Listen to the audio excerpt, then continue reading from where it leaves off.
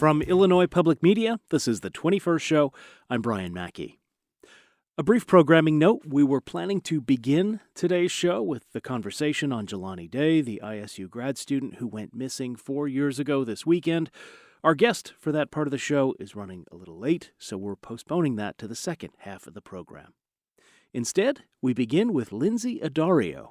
She's a Pulitzer Prize winning photojournalist whose striking images from nearly every theater of war in the 21st century tell the story of the people living in these conflict zones, including the women of Afghanistan under the Taliban.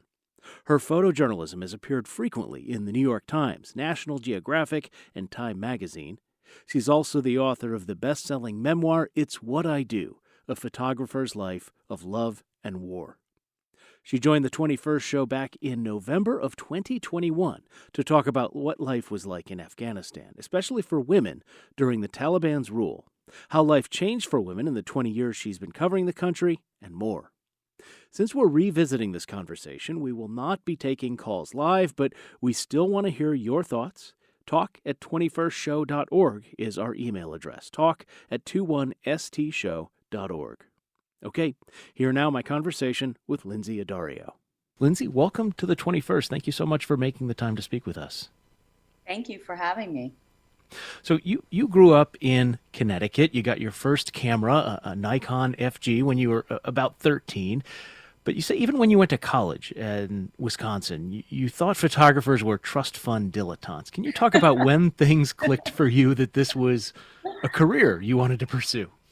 Yeah, I never actually took photography seriously when I was in high school and growing up. And maybe that's because I was raised by artists. I was raised by two hairdressers in a very sort of open, eccentric household. And everyone around us in my childhood was some sort of artist. And so I guess for me, I kind of shied away from that. And so I was determined to sort of work at the UN or do something international, go overseas, but I never connected the dots that photography, photojournalism could be something like the marriage of international relations, of politics, and travel. Yeah, and in fact, you're in Argentina, I think, when things start to begin to come together, you write in your memoir. And, there's an experience involving Madonna. I don't know if you want to tell that story and sort of like the That's funny. technology of cameras. But also Um, this, yeah, go ahead. We'll start with that. Well, let's see. I kept going into the Buenos Aires Herald, which was the English newspaper based in Buenos Aires. And I kept going in there and asking for a job. And there were two men who were running the photo department. And they sort of looked at me and they were like, you have no photo experience, sort of go away and come back when you learn Spanish. So I learned Spanish very quickly because I already spoke Italian. And I kept going in and saying, give me an assignment. And they got so annoyed with me that finally, sort of a month later, they said, look, Madonna is filming Evita at the Casa Rosada. And if you can sneak on set and get a picture of Madonna, we'll give you a job. And I was like, okay, I can do this. And so I went onto the set. And of course, there was a very tight perimeter. And most of the security, they were like New Yorkers or Americans. And so I went up and I said to the guy, hey, let me explain something. My entire career rests in your hands. And if you let me in and if you let me onto the press riser, I'm going to become a really famous photographer one day. And the guy, I must have sounded so pathetic because he let me on. And I remember all I had was this little tiny camera with a 50 millimeter lens. And I got onto the press riser. And of course, all the people around me had these like Hubble telescopes of lenses and giant lenses. And Madonna, where she was going to appear on the balcony, was like, I don't know, 500 feet away. She was miles away. And so I raised my camera to my eyes, sort of very triumphant that I had gotten that far, and realized I couldn't see a thing. And so I just sort of stood there. And one of the photographers took pity on me and basically tapped me on the shoulder and said, look, just take the lens off your camera and put your camera back on my lens. And I was so green. I had no experience that I didn't even realize my Nikon camera could fit on the back of his giant lens. And so he basically helped me, and I put my eye to the frame, and I couldn't believe she was right there, or at least the balcony was right there. And so I took a picture and I went back and I got a job. That's great. I love that story. And I had a similar experience. I mean, as a radio guy, I would occasionally bring my little SLR camera with its 50 millimeter or so zoom lens. And I did have a friend from a paper who said, here, try this. It was really eye opening. But it was in Argentina. You also say you saw an exhibit. Of a photographer, Salgado, who had, you write that he captured his subject's dignity. Can you talk about what you've learned about capturing the dignity of your subjects in your photographs? Yeah, I mean, I remember walking into that exhibit and it was his worker series, and the prints were sort of wall sized, and the expressions on people's faces were a combination of sort of incredibly proud, but also the hardship they had been through. And so I was so overwhelmed because I didn't realize that still photographs could actually have such a great impression. And so for me, I could only ever aspire to be half the photographer Sebastian Salgado is, but I know that for me, I always, wherever I am and whatever I'm photographing, whatever subject and whoever I'm photographing, I'm always looking to make sure that I treat people with respect and that their dignity comes across in the photos. And I think, the subjects I cover are incredibly tough. They're tough subjects. And so that's not always easy, but it's really important for me to make sure people, understand where the images will appear and how they'll appear, and do they want to be a part of that, and to make sure I capture their, how they're feeling in that moment. When you're in really remote places, what sort of understanding do they have, right? I mean, is especially in the late '90s under the Taliban in Afghanistan, I'm imagining, do they have a sense of what it means to be in, a major Western newspaper? Of course. I think, every place is different. And I always travel with a translator, someone who is from that area or someone who can explain in detail, because some people are illiterate, obviously, and they don't understand sort of the breadth with which a photograph can make its way kind of around the world, especially now with social media. So if you look at the images I took in Afghanistan in 2000 before 9/11, people were quite aware because Afghanistan wasn't always under the Taliban. Of course, it was in the 60s and 70s, it was quite open. And so people understood what journalism was. They understood where those images would appear, that they would go internationally. But ironically, because all sort of media was banned, television was banned under the Taliban, there were no newspapers, magazines, people weren't so nervous about having their photographs taken because the chances of those images making them their way back into Afghanistan at that time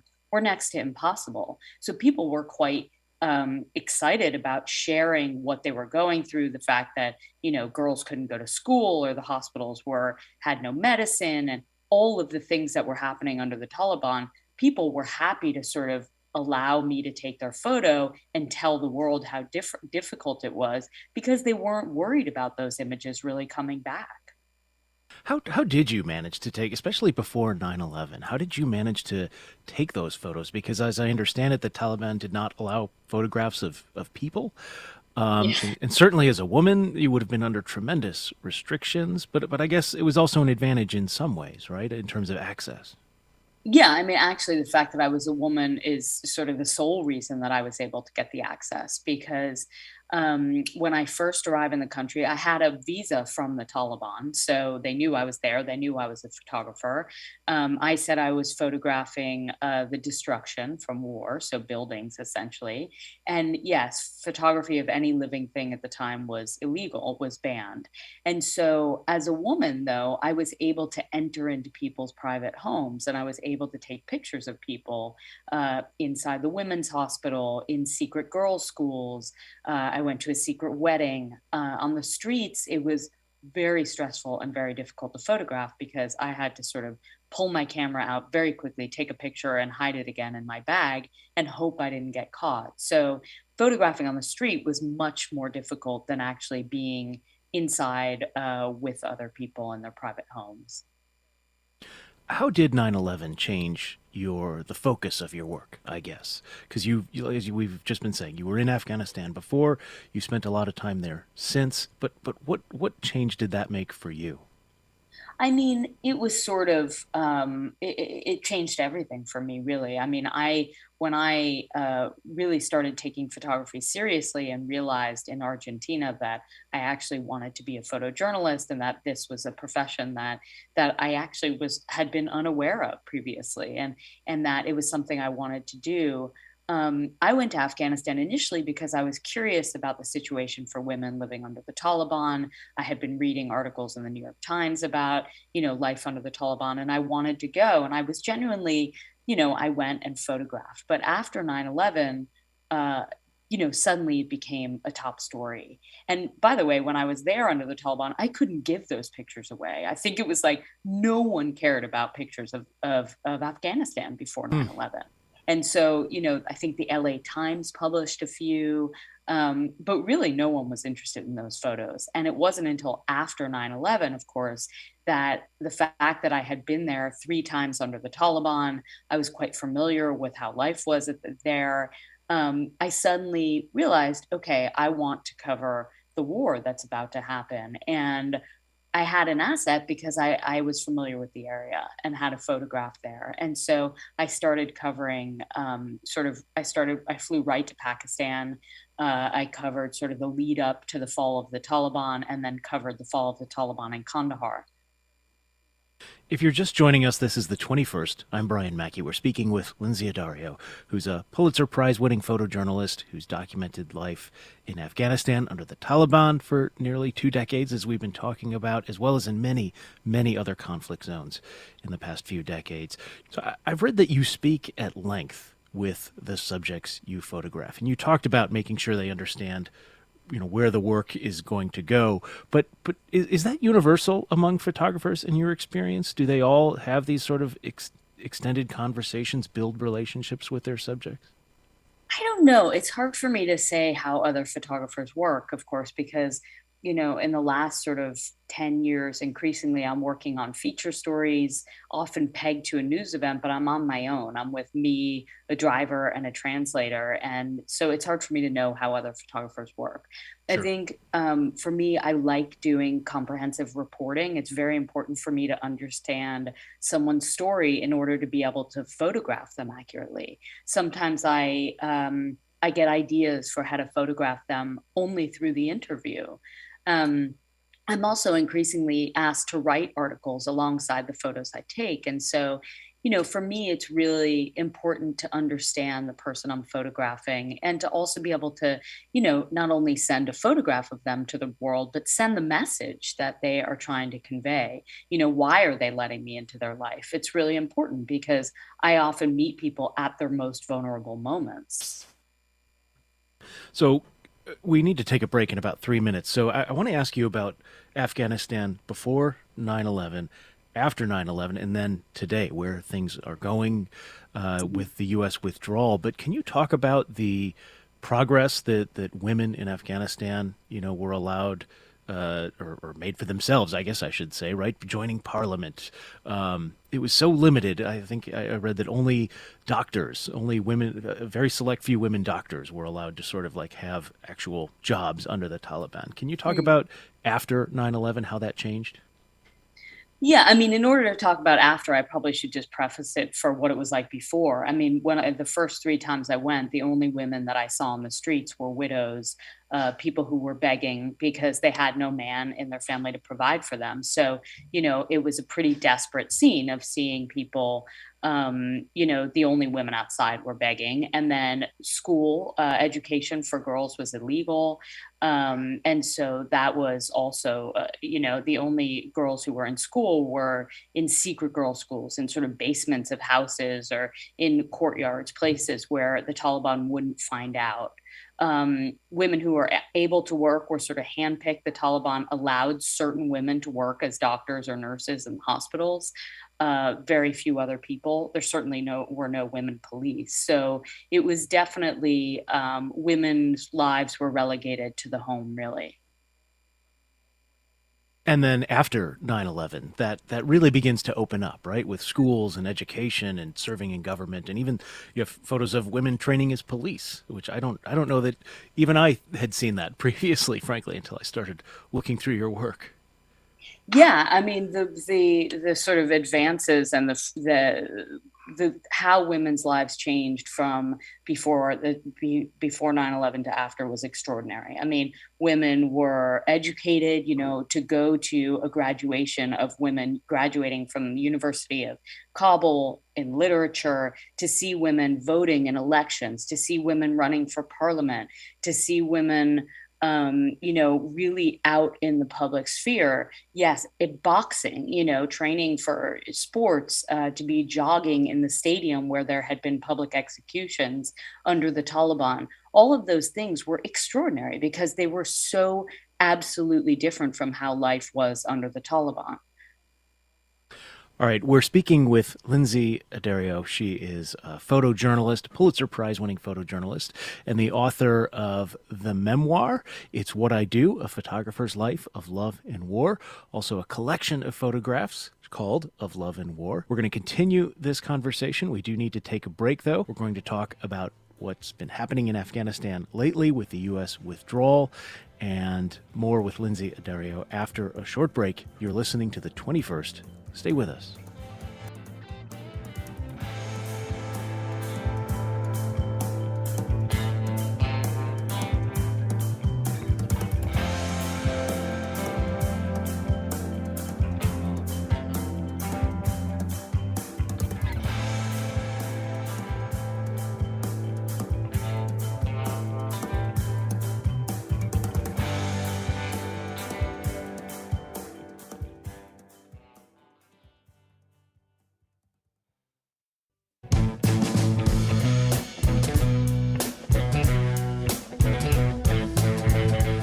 It's the 21st show. I'm Brian Mackey.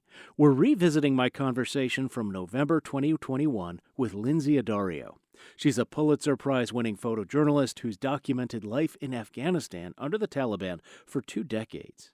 As we continue, you'll hear some discussion of the war in Afghanistan that had just recently ended when we first broadcast this conversation. Let's jump in where we left off. So you have written recently in The Atlantic about as the U.S. occupation was ending. I wonder what has been going through your mind. You've written that you're getting messages from people there asking for help, translators, other people subjects of yours from over the years. How are you processing what happened in Afghanistan in the last few months? Well, I think the hardest time definitely was in August when it all started going down. August and September. I think no one expected, obviously, the Taliban to take over so quickly. Um, it was incredibly heartbreaking to see the scenes of Afghans falling from military aircraft, just desperate to try to get out. I think there were so many people that we made promises to that we would help get them out or get them visas in a sort of dignified way. People who risked their lives, either working for the military or working for various organizations, including foreign journalists, and all of those people were at risk. And I think, you know, a lot of the people that I was hearing from, initially when the Taliban took over, my phone was blowing up like anyone else who's worked in Afghanistan extensively. I had translators, I had, colleagues, other journalists, people just saying, I have to get out. I'm terrified. The Taliban's, outside my window. They're going house to house, asking who's worked with foreigners. No one really knew, and these are people that the US government, that we as journalists, we sort of said, you're free now. The Taliban's gone. Exercise your freedoms, get educated, work as, in whatever your dreams are, go for it now. And then suddenly overnight, that all was taken away. And so it was incredibly heartbreaking. It was humiliating to think of all the soldiers who lost their lives. It was on so many levels. It was just so devastating. George Packer also wrote in The Atlantic, I think a day before your piece came out, who said Biden's betrayal of Afghans will live in infamy was the headline. I wonder, do you feel like there was a betrayal there? I mean, I know you're a journalist. Maybe you don't want to go into that, but I wonder if you have a perspective on that. Yeah, I mean, I do. I mean, I am a journalist, but I'm also a human being. I have worked in Afghanistan for 20 straight years, and I think Of course there's a betrayal. I think that Afghans really counted on Americans. No Afghan expected us to stay there forever. Of course they knew we would leave, but do it in a dignified way. Do it in a way where the people who worked for the American government, who worked for the troops, who worked with journalists, give them time to get visas. Don't close the embassy before the security, or don't pull the security before everyone has their visas. So I think it was a betrayal, and I think for any journalist like myself who covered Iraq and then covered this, it's pretty hard. What do you say to people you've worked alongside for years? How do you justify this? What do you say to them? It's very difficult to come up with a response. I want to take a step back and look sort of at the arc of your work. I love the title of your memoir. It's What I Do, right? Because you can read it as a sort of a defiant note. You can read it maybe with a little resignation. And you have a line in there that stuck with me. It says, "The sadness and injustice I encountered as a journalist could either sink me into a depression or open the door to a new vision of my own life." And you say you chose the new vision. How did you come to that decision? How do you avoid sinking into depression, given some of the very difficult subjects you've covered? Yeah, I mean, it's a question I get asked a lot. Doesn't this job make me depressed? Don't, all the stories of hardship and war that I've seen year after year. And actually, the answer is no, because the people I cover are so unbelievably resilient.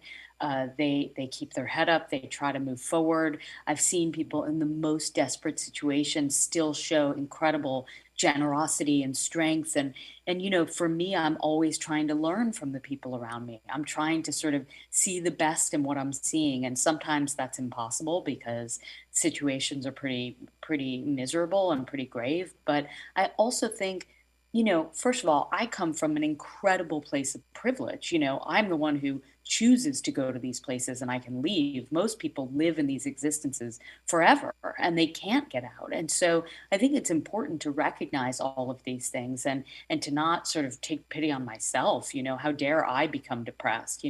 My role is to sort of bring their messages out to the public so there can be change. I understand your memoir it was option. I mean, this was news years ago, but it was optioned for a film with Steven Spielberg attached and Jennifer Lawrence set to play you. I wonder if you know anything about. Are you involved with that, and how do you feel about uh, potentially seeing that come to life someday? Yeah, I'm pretty involved in it. It's no longer Steven Spielberg and Jennifer Lawrence. The sort of team has evolved over the years. Anyone who knows Hollywood knows how these things go. They often take years to come together. We are looking now at a series, actually, a limited series, and so that's really exciting to me because I think our world has really changed. I think it's really exciting, the idea of doing the story in sort of chapters, television or series, because it's also what more people watch, I think, right now. And so that's kind of in the works. And how does it feel? It feels really strange. I mean, I never, of course, I don't feel like I'm that important that my life merits a series, but hopefully it will bring attention to the stories I cover and the people I cover, and also for young women out there, to see a woman like myself in a profession that's usually populated by men. It's That's exciting to be able to be that sort of role model to women. Lynsey Addario is the author of the book "It's What I Do: A Photographer's Life of Love and War." She also has a sort of coffee table sized book of photographs called "Of Love and War." Lynsey, thank you so much for taking the time to speak with us today on the 21st. It's my pleasure. Thanks so much for having me.